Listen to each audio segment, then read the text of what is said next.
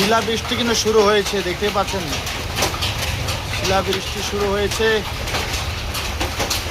আর বড় বড় শিল পাথর পড়া শুরু হয়েছে, দেখতে পাচ্ছেন।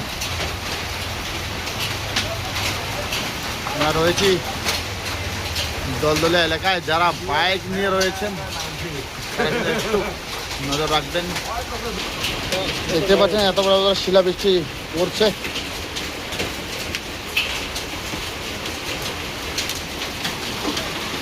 এই যে শিলাবৃষ্টি শুরু হয়েছে।